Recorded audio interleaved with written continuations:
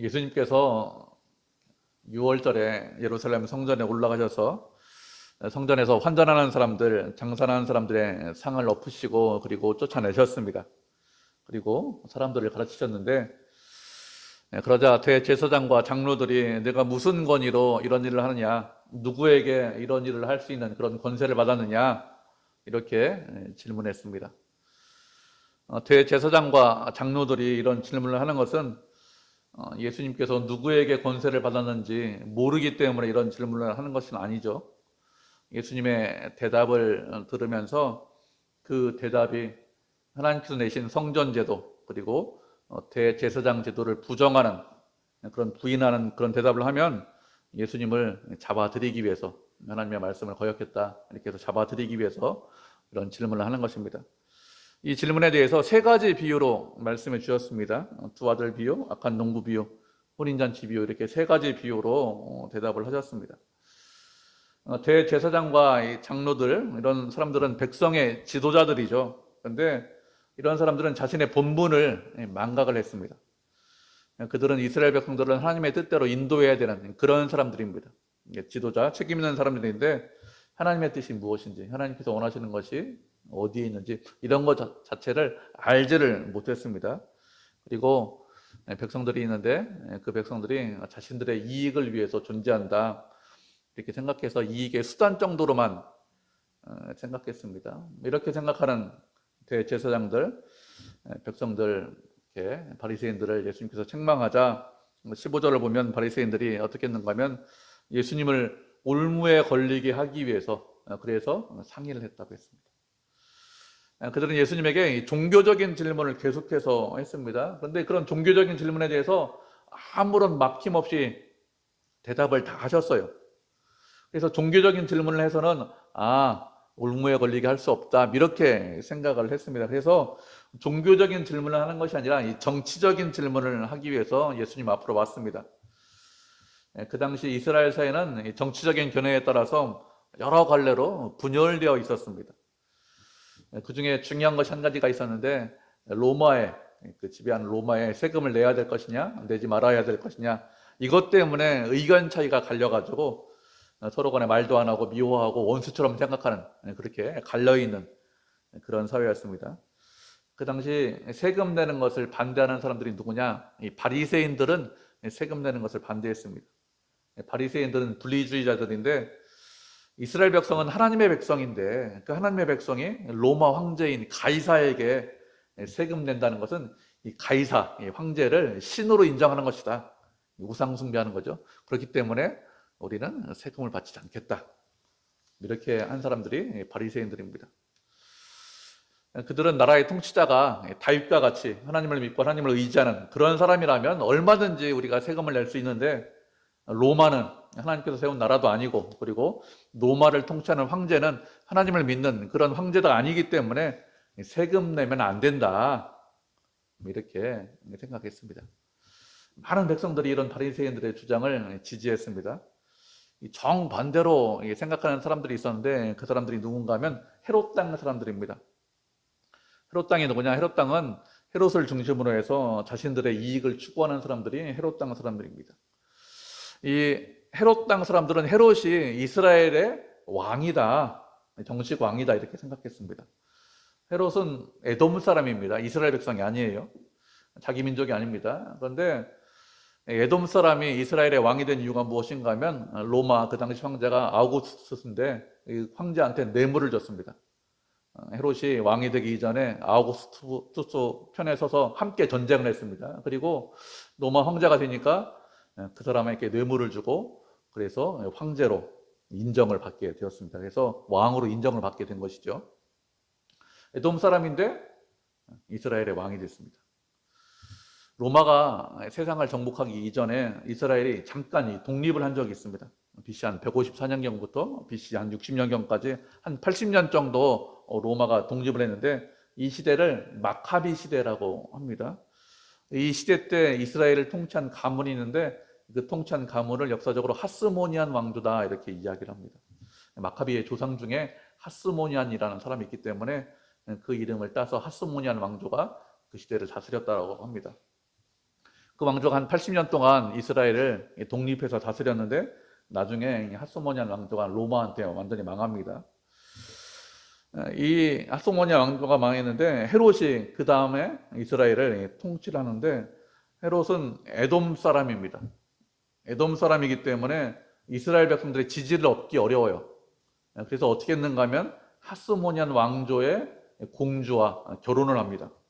그래서 아들도 둘이나 낳아요. 그러니까 이 헤롯 땅 사람들이 뭐라고 하냐면 이 헤롯은 에돔 사람이지만 핫소모니안 왕조 공주와 결혼했기 때문에 핫소모니안 왕조를 계승한 사람이다. 이렇게 주장을 했습니다. 그래서 헤롯이 이스라엘을 통치하는 것은 핫소모니안 왕조가 이스라엘을 통치하는 것이다. 정통성에 아무런 문제가 없다. 이렇게 주장을 했고, 그래서 정통성에 문제가 없기 때문에 세금을 내는 것이 당연하다고 했습니다. 이렇게 정치적인 견해가 다르죠. 어떤 쪽은 헤롯은 아예, 그리고 로마는 아예 이스라엘 백성이 아니기 때문에 세금 내면 안 된다. 그리고 이 사람들은 헤롯은 핫소모니안 왕조를 이어받았기 때문에 세금을 내야 된다. 그렇기 때문에 평소에 바리새인들하고 헤롯 땅 사람들은 같은 자리에 앉지도 않았습니다. 그리고 이야기도 하지 않고, 그리고 완전히 적으로, 원수로 생각을 했습니다. 지금 우리가 알고 있는 것으로 생각하면 한쪽은 태극기를 들고 있다. 또 한쪽은 촛불을 들고 있다. 이렇게 생각을 하면 돼요. 극과 극이기 때문에 서로 말도 안 하고 원수처럼 생각하고 그런 평소에 그렇게 생각했는데 16절을 보면 그들이 함께 예수님에게 왔다고 했습니다. 평소에 함께 할 수 없는 사이고 평소에 사이가 좋지 않은데 그런데 그들이 함께 예수님 앞으로 왔습니다. 이런 일이 일어나는 이유가 무엇일까요? 이런 일이 일어나는 것은 공동의 적이 생기면 이런 일이 일어나죠. 적의 적은 친구다 이렇게 생각합니다. 저 사람의 적은 적의 적은 친구다. 그래서 하나가 되어서 예수님을 올무에 걸리게 하려고 찾아왔습니다. 그들이 찾아와서 한 말이 무엇인가 하면 17절로 보면 당신은 참되시고 진리로 하나님의 도를 가르치고 아무도 꺼리끼는 일이 없습니다. 사람을 외모로 취하지 않고 외모로 보지 않습니다. 이렇게 이야기합니다. 이 말만 쫙 들으면 잘못된 말이 없습니다. 만약에 이 사람들이 진심으로 이런 말을 했다면 이 사람들은 예수님의 제자가 되었을 거예요. 그런데 진심으로 이런 말을 하는 것이 아닙니다. 헤롯 땅과 바리새인들이 이런 말을 하는 이유가 무엇인가 하면 자신의 본심을 감추기 위해서 예수님을 올무에 걸리게 하는데 앞에서는 그냥 좋은 얘기 하는 것이죠. 올무에 걸리게 하기 위해서 부드럽게 대하려고 이렇게 본심을 감추고 이런 이야기를 했습니다. 이렇게 당신은 참되십니다. 사람을 외모로 취하는 법이 없습니다. 이런 말을 하면서 묻기를 가이사에게 세금을 바치는 것이 옳습니까? 아니면 바치지 않는 것이 옳습니까? 이렇게 질문했습니다. 이 질문은 참 좋은 질문이고 상당히 현명한 질문입니다. 예수님께서 무엇이라고 대답을 하시든지 올무에 걸리게 되어 있습니다. 그렇기 때문에 아주 좋은 질문입니다. 이런 질문하고 비슷하다 이렇게 생각을 하시면 됩니다. 우리가 이렇게 질문할 수 있죠. 예수님, 지금 이 시대에 태극기를 들어야 됩니까? 아니면 촛불을 들어야 됩니까? 이런 질문하고 상당히 비슷합니다. 태극기도 들고 촛불을 들어라, 둘 다 들어라 이렇게 말씀하시면 어떻게 될까요? 그러면 태극기를 든 사람하고 촛불을 든 사람 양쪽에서 공격받습니다. 어떻게 태극기 들라고 할 수 있습니까? 어떻게 촛불을 들라고 할 수 있습니까? 그럴 수 있습니까, 예수님? 이렇게 하겠죠. 만약에 한쪽을 들라고 하면 어떻게 될까요? 태극기를 들라고 하면 촛불 든 사람이 원망하죠. 예수님 태극기 편이었습니까? 촛불을 들라고 하면 태극기 든 사람이 원망합니다. 예수님 어떻게 촛불을 들라고 할 수 있습니까? 이렇게 원망합니다. 예수님께서 세금을 내야 된다. 이렇게 하면 어떻게 할까요? 바리새인들이 공격합니다. 하나님을 섬기는 하나님의 백성인데 하나님의 백성이 하나님을 섬기지 않고 황제를 신으로 섬기려고 한다. 이렇게 하면서 예수님을 공격하겠죠. 세금을 내지 말아야 합니다. 이렇게 대답하시면 헤롯 땅 사람들이 어떻게 할까요? 이 사람은 세금을 내지 말라고 백성을 선동한 사람이다. 이렇게 하면서 이런 제목으로 예수님을 잡아들이려고 할 것입니다. 나중에 십자가에 잡혀 달려 돌아가실 때도 세금을 내지 말라고 했다. 이런 선동을 하죠. 그렇기 때문에 이 질문은 예수님을 올무에 걸리게 할 수 있는 아주 현명한 질문입니다. 이 질문을 보고 예수님께서 하신 말씀을 보면 18절을 보면 그들의 악함을 하셨다 이렇게 말씀하고 있습니다. 예수님께서는 이들이 당신에게 질문하는 이유가 무엇인지 알고 계셨습니다. 예수님을 올무에 걸리게 하기 위해서, 예수님을 붙잡기 위해서 그래서 이런 질문을 하고 있다는 것을 알고 계셨습니다. 그래서 그들을 책망하셨습니다. 뭐라고 책망하셨는가 하면 외식하는 자들아 어찌하여 나를 시험하느냐 이렇게 책망하셨습니다. 너희들 참 악하구나. 너희들이 이렇게 질문하는 이유가 무엇이냐? 교회와 하나님의 백성들, 이스라엘 백성들이 어떻게 해야 되는지 모르는데 나갈 방향을 알지 못하는데 그 나갈 방향을 알려달라고, 알지 못하니까 알려달라고 질문하는 것이 아니구나. 교회가 지금 세금을 내야 되는지, 세금을 내지 말아야 되는지, 교회가 지금 어떻게 해야 되는지, 백성들이 어떻게 해야 되는지, 그게 바른 것인지 알기 위해서 질문하는 것이 아니라 시험하기 위해서 올무에 걸려 넘어지게 하려고 질문하는 것이다. 이렇게 하면서 책망하셨습니다. 예수님은 이들이 악하다는 것을 알고 계셨습니다. 이들의 질문의 의도가 무엇인지 다 알고 계셨습니다. 인간의 마음을 알고 계시기 때문에 이들이 겉으로는 예수님은 정말 사람을 꺼리지 않습니다. 외모로 취하지 않습니다. 이런 말을 해도 모든 것을 다 알고 계셨습니다. 그렇지만 이들의 질문에 대해서 회피하지 않으셨습니다. 질문에 대해서 대답하셨습니다. 그들에게 세금 낼 돈을 나에게 보이라고 하셨습니다. 그러자 그들이 데나리온 하나를 가져왔어요. 데나리온은 이 동전입니다. 그 동전인데 그 동전에는 보통 무엇이 그려져 있는가 하면 그림도 그려져 있고 글씨도 쓰여져 있습니다. 데나리온에는 로마 황제 티베리우스 황제의 얼굴이 그려져 있고 글씨도 티베리우스가 대제사장이다 이런 글씨도 쓰여 있는 그런 동전 데나리온을 예수님에게 보여줬습니다. 그러자 예수님께서 동전을 보시고 이 형상과 이 글귀가 누구의 것이냐 이렇게 물어보셨습니다. 그러자 그것이 가이사의 그림이 얼굴이 그려져 있으니 가이사의 것입니다 라고 대답하죠. 그 말을 듣고 말씀하시기를 가이사의 것은 가이사에게 하나님의 것은 하나님께 바치라 이렇게 말씀하셨습니다. 우리가 신앙생활하면서 한두 번 정도는 들어보셨습니다. 가이사의 것은 가이사에게 하나님의 것은 하나님께 바치라 이렇게 한두 번 정도 들어보셨는데 그러면 가이사의 것은 가이사에게 하나님의 것은 하나님께 바치라 이것이 무슨 뜻일까요? 이 말씀은 세상에 가이사의 것이 있고 또 어떤 것은 하나님의 것이 있는데 이게 구분되어 있는데 각자에게 각자의 것을 주어라 이런 뜻이 아닙니다. 아니라고 말씀드렸습니다. 착각하시면 안 됩니다. 잘못하면 잘못 생각하시면 세상에 어떤 것은 가이사의 것이고 세상에 또 다른 것은 하나님의 것이다 이렇게 생각할 수 있는데 그렇지 않습니다. 세상에 있는 모든 것은 다 하나님의 것이죠. 세상에 있는 모든 것은 하나님께서 창조하셨거나 아니면 하나님께서 허락하셨기 때문에 이 땅에 존재하는 것입니다. 우리가 국가에서 대한민국에서 살고 있는데 국가도 마찬가지입니다. 하나님께서 국가를 허락하셨기 때문에 국가가 존재하는 것이지 하나님께서 허락하시지 않았으면 국가라는 것이 나라라는 것이 존재할 수가 없어요. 그렇기 때문에 이 세상에 있는 어떤 것은 가이사의 것이고 어떤 것은 하나님의 것이다 이렇게 생각하는 것 자체가 잘못된 것입니다. 모든 것이 다 하나님의 것입니다. 그런데 그 중에서 하나님께서 가이사를 허락하신 것입니다. 그렇기 때문에 가이사에 대한 충성, 가이사에 대한 열심을 낼 수 있는데 그것도 하나님 밖에서 열심을 내고 충성하는 것이 아닙니다. 하나님 안에서 열심을 내고 충성을 하셔야 돼요. 모든 주권이 하나님 안에 있습니다. 하나님에 대한 충성, 하나님에 대한 열심, 하나님에 대한 사랑이 가장 우선이죠. 우리가 이 말씀을 보면서 꼭 생각할 것이 한 가지가 있는데 무엇인가 하면 우리와 국가와의 관계를 좀 생각해 볼 필요가 있습니다. 우리가 대한민국이라는 나라 가운데 살고 있는데 어떤 사람은 대한민국이 아니라 다른 나라에 살고 있죠. 그렇게 국가와 하나님 나라의 백성과 국가와 어떤 관계를 갖고 살아야 되는지 우리가 좀 생각해 볼 필요가 있습니다. 우리가 말씀 한 구절 보도록 하겠습니다. 로마서 13장 1절부터 7절까지 말씀 보도록 하죠. 로마서 13장 1절부터 7절까지 말씀 신약성경 257페이지입니다. 로마서 13장 1절부터 7절까지 말씀 살펴보도록 하겠습니다. 한 절씩 교독하도록 하죠. 찾으셨죠? 신약성경 257페이지 로마서 13장 1절부터 7절까지입니다. 1절 읽겠습니다. 각 사람은 위에 있는 권세들에게 복종하라. 권세는 하나님으로부터 나지 않음이 없나니 모든 권세는 다 하나님께서 정하신 바라.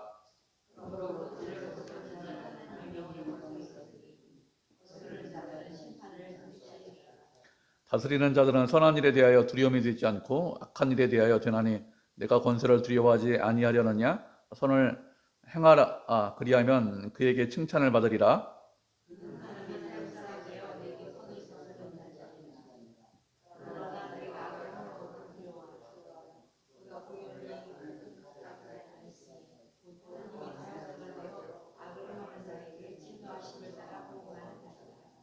그러므로 복종하지 아니할 수 없으니 진노 때문에 할 것이 아니라 양심을 따라 할 것이라.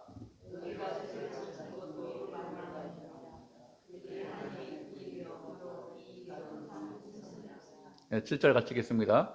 모든 일에 문제에게 줄 것을 주되 조세를 받을 자에게는 조세를 바치고 관세를 받을 자에게는 관세를 바치고 두려워할 자를 두려워하며 존경할 자를 존경하라. 아멘.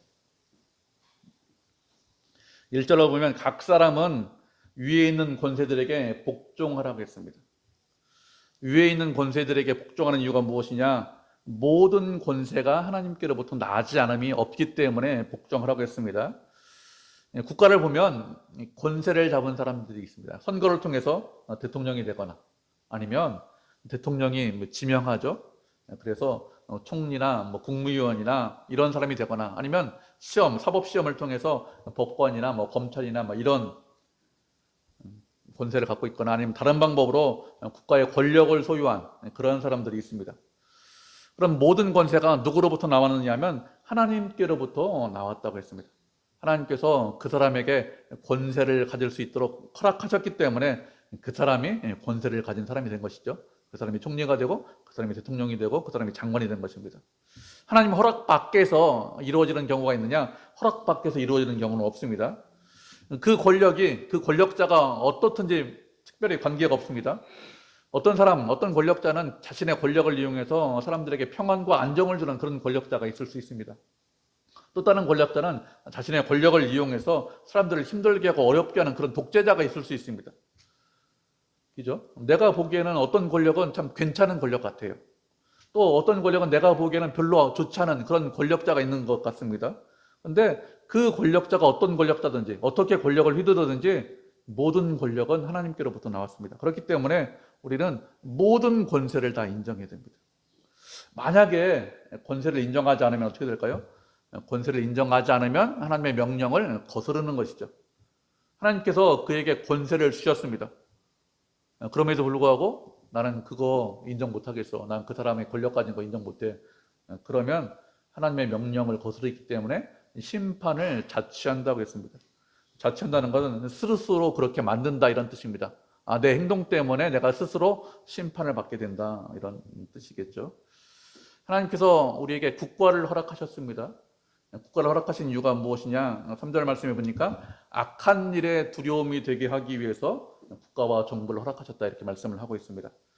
악한 일에 두려움이 된다는 것이 무슨 뜻이냐? 범죄자를 처벌하고 사회의 질서를 잡기 위해서, 바르게 하기 위해서 그래서 국가와 정부를 허락하셨던 것입니다. 만약에 그 나라가 무정부 상태입니다. 사회가 무질서합니다. 군인이 없습니다. 경찰이 없습니다. 스스로 자기가 자기 자신을 보호해야 됩니다. 그런 사회라면 그 사회가 어떻게 될까요? 그런 사회라면 자기가 자신을 방어하기 위해서 무기를 가지고 다녀야 되겠죠. 그리고 상대방을 만나면 어떻게 합니까? 혹시 저 사람이 나를 죽이는 거 아니야? 이렇게 생각하죠. 저 사람도 나만큼 무기를 가지고 있죠. 그렇기 때문에 잘못하면 저 사람 때문에 내가 죽을 수 있는데 이렇게 생각할 수 있습니다. 그리고 어떤 사람이 상태가 안 좋다고 다른 사람을 그냥 죽일 수 있죠. 그렇게 해도 경찰이나 군인이 없기 때문에 잡아갈 수 있는 사람이 아무도 없습니다. 정부가 없으면 무정부 상태면 그냥 무법천지가 되겠죠. 이런 것을 방지하기 위해서 하나님께서 국가와 정부를 허락하셨다는 것이죠. 사회의 질서와 평화를 위해서 국가가 존재를 해야 됩니다. 독재자가 있을 수 있습니다. 그래서 사람들을 많이 죽이고 괴롭혀도 그래도 통치자가 있고 국가가 있어야 됩니다. 무정부 상태보다 훨씬 더 안전합니다. 독재자가 있는 것이. 독재자가 있는데 독재자가 세상에서 마음대로 도둑질해도 된다. 마음대로 사람을 죽여도 된다.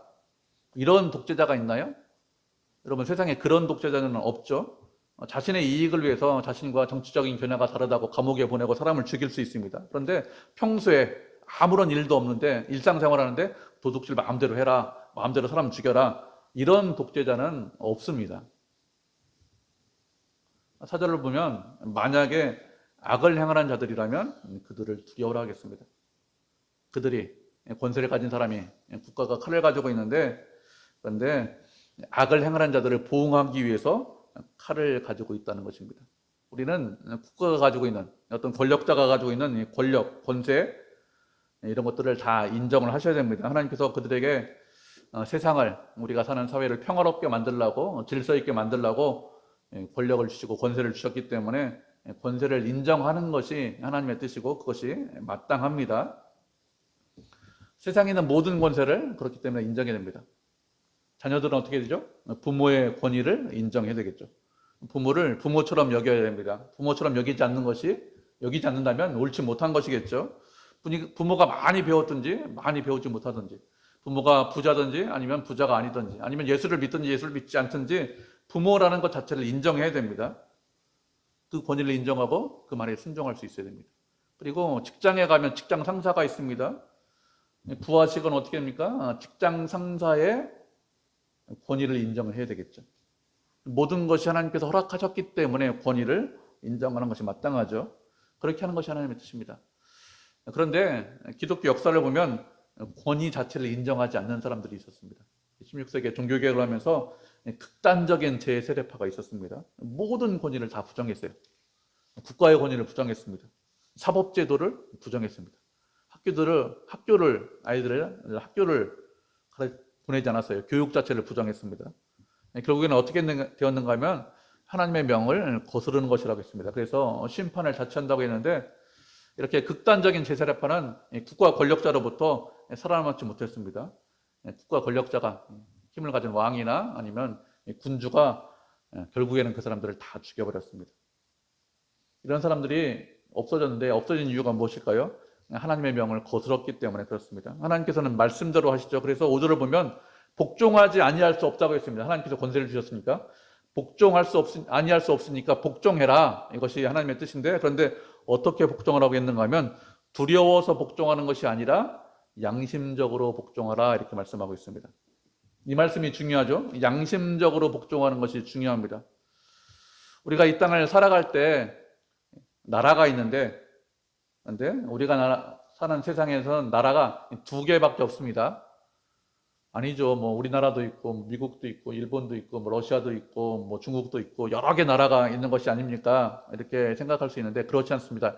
이 땅에는 두 개의 나라밖에 없어요. 하나님의 나라 하나 있고 세상 나라 하나, 이렇게 두 개의 나라밖에 없습니다. 그러면 세상에 있는 나라가 언제나 하나님의 뜻대로 움직이느냐 하면 그런 것은 아닙니다.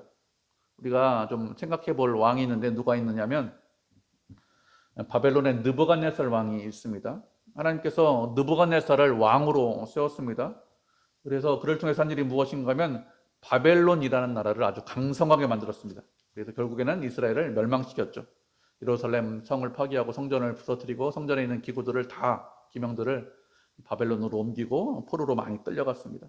수많은 백성들이 칼로 인해서 죽었고 수많은 백성들이 포로로 끌려갔습니다. 이렇게 한 이유가 무엇이냐? 하나님께서 그에게 권세와 힘을 주셨기 때문에 그렇습니다. 그는 하나님의 종으로서 하나님의 뜻에 순종한 것이죠. 우리가 또 느부갓네살 왕 말고 바벨론에 또 다른 왕이 있습니다. 고레스 왕이 있죠. 그는 이 바벨론 포로로 끌려간 사람들을 해방시켜서 다시 이스라엘 땅으로, 고향으로 돌아올 수 있게 한 왕이 누구냐? 고레스 왕입니다. 그래서 이 고레스 왕만 이스라엘 백성들의 뜻대로 행하는 왕이다. 이스라엘 백성들을 포로로 끌고 간, 바벨론으로 끌려간 느부갓네살은 하나님의 뜻대로 행한 왕이 아니다, 이렇게 생각할 수 있는데 그렇지 않습니다. 포로로 끌고 갔지만, 이스라엘을 멸망시켰지만 하나님의 뜻대로 행한 왕입니다. 느부갓네살 왕. 그런데 이 느부갓네살이 언제나 하나님의 뜻대로만 행했느냐 하면 그렇지는 않습니다. 느부갓네살 어떻게 하죠? 바벨론으로 돌아가서 신상을 세워놓고 그곳에 절하라, 이렇게 명령을 내립니다. 이것은 하나님의 뜻대로 행하는 것인가요? 그렇지 않죠. 세상 어떤 나라, 어떤 누가 권력을 잡았든지 하나님의 뜻대로 행하려고 하는 부분이 있습니다. 그리고 그렇지 않고 하나님을 대적하고 하나님과 싸우려고 하는 그런 부분이 있을 수 있습니다. 그렇기 때문에 우리는 어떻게 될까요? 당연히 양심적으로 순종하셔야 됩니다. 하나님의 뜻대로 행한다, 그 권력자가. 그러면 순종하고, 만약에 이것이 분명히 하나님의 뜻에 어긋난다, 이것은 분명히 죄다, 이런 부분이 있다면 우리가 그것은 거부해야 됩니다. 국가의 힘과 권력을 이용해서 하나님 보시기에 악한 일을 하려고 한다면 당연히 그것은 거부해야 되겠죠. 저항해야 됩니다. 대표적인 것이 무엇이냐? 일제시대 때 신사참배를 해라, 이렇게 국가 권력을 가지고서 그런 일을 했습니다. 어떻게 될까요? 우상숭배하라는 것이죠. 분명히 죄이기 때문에 당연히 거부하고 저항해야 됩니다. 그리고 요즘 뭐라고 합니까? 동성연애를 합법화하려고 합니다. 그것도 당연히 죄입니다. 그렇기 때문에 동성연애 합법화하는 거 반대하는 것이죠. 이렇게 양심적으로 우리가 순종하셔야 됩니다. 모든 것이 다 옳다, 그런 권력자는 없습니다. 세상에. 어떤 것은 옳고 어떤 것은 그르고, 그렇기 때문에 하나님 보시기에 합당한 것이 무엇인지 잘 구분해서 순종하고 저항하고, 이렇게 되겠죠. 예수님 당시에 바리새인들은 가이사에게 세금 내는 것은 하나님께 충성하지 않는 것이다, 이렇게 생각했습니다. 하나님에 대한 충성과 세금 내는 것은 양립할 수 없다, 이렇게 생각했죠. 헤롯 당은 가이사에게 충성하면 자신의 의무를 다하는 것이다, 자신의 의무를 다했기 때문에 하나님께 충성하지 않아도 된다, 이렇게 생각했습니다. 그런데 예수님은 그렇게 말씀하지 않으셨죠. 모든 것이 하나님의 것인데 그 안에 가이사에게 돌려줘야 하는 것이 있다면 가이사에게 돌려줘야 한다, 이렇게 말씀하셨습니다. 그런데 그렇게만 해서는 안 되고 뭐라고 했습니까? 하나님께 돌려드려야 되는 부분이 있으니까 그 하나님께 돌려드려야 되는 부분은 하나님께 돌려드려야 된다, 이렇게 말씀하셨습니다. 하나님께 돌려드려야 되는 것이 있는데 가장 대표적인 것이 무엇이 있을까요? 모든 것이 다 하나님의 것이니까 모든 것을 다 하나님께 돌려드려야 되는데 가장 중요하고 가장 대표적인 것이 무엇이 있습니까? 가장 중요하고 가장 대표적인 것은 나 자신입니다. 나 자신을, 나를 하나님께 돌려드려야 되겠죠. 하나님께서 우리를 값주고 사셨습니다. 그래서 우리는 하나님의 백성입니다. 세상 나라에 있지만 하나님 나라의 백성이기 때문에, 그래서 어떻게 됩니까? 우리 자신을 하나님께 드려야 됩니다. 그것이 하나님께 돌려드려야 됩니다. 다른 것을 돌려드리는 것이 아니라 나 자신을 하나님께 드려야 되는 것이죠. 그것이 가장 중요합니다. 내가 다른 것을 드리겠다, 이건 하나님 거니까 하나님께 드리겠다, 이것이 아니라 나 자신을 하나님께 드리셔야 됩니다. 그렇게 나 자신을 드리는 것이 말씀대로 사는 것이죠. 어떤 사람이 우리가 사는 세상에서 지금 촛불을 들어야 됩니까? 아니면 태극기를 들어야 합니까? 이런 질문을 할 수 있죠. 어떻게 될까요? 우리가 대한민국 국민이기 때문에 우리가 국가를 위해서 해야 할 부분이 있습니다. 분명히 있습니다. 그런데 어떻게 하라고요? 양심적으로 하라고 했습니다. 양심적으로 무엇이 옳은지 분별해서 하셔야 됩니다. 근데 그것보다 더 중요한 것이 무엇이냐? 내가 세상에 속해 있지 않고 하나님의 나라에 속해 있다는 것을 먼저 알고 먼저 인식하는 것이 훨씬 더 중요합니다. 그래서 하나님 나라 백성으로 무엇을 해야 되는 것이, 어떻게 사는 것이 바른 것인지, 이런 것에 대해서 알고 행동하는 것이 지혜로운 거예요. 세상에서 촛불 들어야 됩니다, 태극기 들어야 됩니다, 이것 때문에 신경 쓰는 것이 아니라 내 하나님 나라 백성인데, 세상에 두 나라밖에 없다고 했습니다. 하나님 나라, 세상 나라. 하나님 나라 백성인데 내 하나님 나라 백성으로서 무엇을 행동하고 어떻게 살아야 되는지, 이것에 대해서 바르게 알고 그대로 행동하는 것이 훨씬 더 중요합니다. 그렇지 않고 그냥 나하고 정치적인 입장이 다르기 때문에, 아니면 나하고 정치적인 입장이 같기 때문에, 그 사람이 촛불을 들었기 때문에, 아니면 그 사람이 태극기를 들었기 때문에 그 사람 좋은 사람이야, 아니면 그 사람 나쁜 사람이야, 이렇게 생각한다면, 그것만 생각한다면 우리는 하나님 나라의 백성으로서 어떻게 살아야 되는지 알지 못하는 것이죠. 하나님은 우리가 그런 사람이 되기를 원치 않으십니다. 하나님의 백성으로 세상에 속하지 않고 하나님 나라에 속해서 하나님의 뜻에 순종하기를 원하십니다. 세상의 정치적인 상황을 인식하는 것보다 하나님의 백성으로 사는 것, 그것이 우선이죠. 하나님 나라의 백성으로, 그 자녀로서 내가 무엇을 하고 어떻게 살고 그렇게 사는 것이 하나님께 바른 것인지, 이것을 알고 이것을 깨닫는 것이 훨씬 더 우선입니다. 그렇게 하셔야 됩니다. 그렇게 하기 위해서 우리가 말씀도 공부하고, 그렇게 하기 위해서 우리가 예배를 드리면서 말씀도 듣고, 그렇게 하는 것이죠. 예수님께서 가이사의 것은 가이사에게, 하나님께서의 것은 하나님께 바치라고 말씀하시자 예수님을 잡기 위해서 온 사람들이 어떻게 합니까? 22절을 보면 예수님의 말씀을 놀랍게 여겼다고 했습니다. 놀랍게 여겼다는 것은 이 말씀이 진리의 말씀이기 때문에 놀랍게 여긴 것이죠. 세상이 알지 못하고 세상이 깨닫지 못하는 진리의 말씀을 들었기 때문에 놀랍게 여겼습니다. 세상에는 어떤 사람도 이렇게 가르친 적이 없죠. 그래서 사람들이 놀랐습니다. 그런데 이렇게 이들이 놀랐으면 어떻게 될까요? 진리의 말씀을 듣고 깨달았으면 어떻게 됩니까? 진리의 말씀을 듣고 깨달았으면 그러면 하나님의 뜻대로 행해야 되겠죠. 그래야 진리의 말씀을 듣고 깨달은 것입니다. 그렇지 않고 말씀을 들었는데 말씀대로 행하지 않는다면 그 사람은 진리의 말씀을 깨달은 것이 아니죠. 이들은 놀랍게 여겼지만 어떻게 합니까? 결국에는 예수님을 떠났다고 했습니다. 이들이 놀랍게 여겼으면 어떻게 합니까? 주님을 따르고 주님과 함께 되는데 그렇게 하지 않고 예수님을 떠났습니다. 우리도 이렇게 어리석은 사람이 되지 않아야 합니다. 하나님의 뜻을 깨달았으면 그 뜻대로 행하는 사람이 지혜로운 사람입니다. 과거의 것을 버리고 주님의 뜻대로 행하는 사람이 지혜로운 사람이지, 아, 놀라워, 대단한 말씀이야 하고 예수님을 떠나면 아무것도 아니죠. 예수님께서는 우리에게 속한 모든 것이 하나님의 것이라고 말씀하셨습니다. 그 중에서 가이사에게 돌려줘야 되는 부분이 있다면 가이사에게 돌려주고, 또 하나님께 충성해야 되는 부분이 있다면 하나님께 충성해라, 이렇게 말씀하셨습니다. 우리는 하나님의 백성입니다. 그래서 세상에서 양심적으로 행동하시고 또 우리 자신이 하나님께서 값주고 사셨다는 것을 알고 하나님의 뜻에 순종하고 우리 자신을 주님께 돌려드려서 하나님께 영광을 돌리는 그런 주의 자녀, 주의 백성이 되기를 주님의 이름으로 축복을 드립니다.